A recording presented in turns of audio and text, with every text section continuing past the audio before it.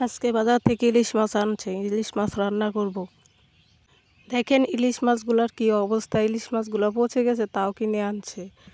এগুলো খাওয়াইতে খাওয়াইতে আমাদের জীবনটাই শেষ করে ফেলাইছে রে ভাই। কি আর বলবো ভাই, আমরা শ্বশুর বাড়ি এসে বেশি হয়ে গেছি। সারাদিন দাসের মতো খেটে 3 বেলা ভালোভাবে খেতেও পারি না। এটাই হলো শ্বশুর বাড়ি।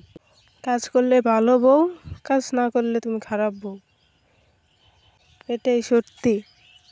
আসলে কোনো মেয়েই বলতে পারবে না আমার শ্বশুর শাশুড়ি গোসল করায় খাটে বসাইতে হয়, কোনো মেয়েই বলতে পারবে না। মেয়েদের জীবনই এরকম। দেখেন মাছের কি অবস্থা, নাড়ি বুড়ি বের হয়ে গেছে, পচে গেছে। এই মাছ খাবো কিভাবে বলেন তো? এখন আপনাদের একটু রান্না করে দেখাবো, কষ্টে হলেও, কিছু করার নাই। মাছগুলো কেটে নিলাম, এবার রান্না চড়াবো। এভাবে পিস পিস করে সিমরগুলো কেটে নেবেন।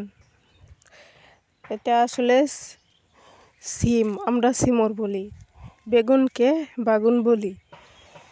এটা গ্রামের ভাষা, আপনারা শুনে হয়তো হাসবেন। বেগুনগুলো এভাবে কেটে নেওয়া ছোটো ছোটো করে।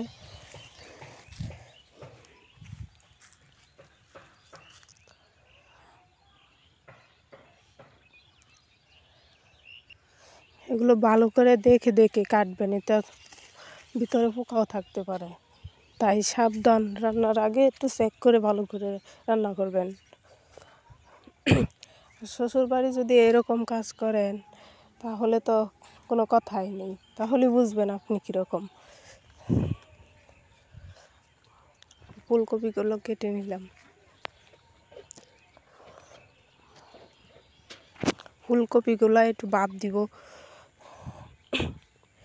ভালো করে ভাপ দিবেন। এটার মধ্যে ধরো একটা গন্ধ আছে, বাজে গন্ধ, গন্ধটা চলে যাবে, এখন ফ্লেভারটা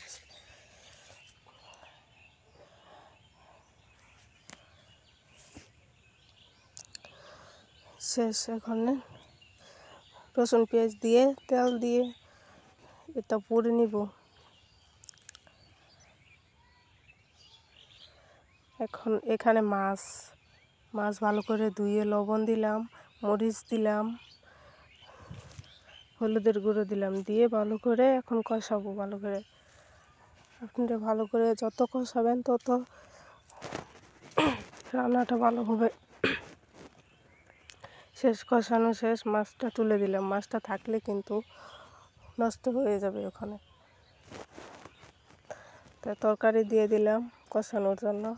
ভালো করে কষাবেন, নাড়াচাড়া দিবেন, অনেকক্ষণ কষাবেন, তাহলে তরকারিটা ভালো হবে। নাড়াচাড়া দিবেন।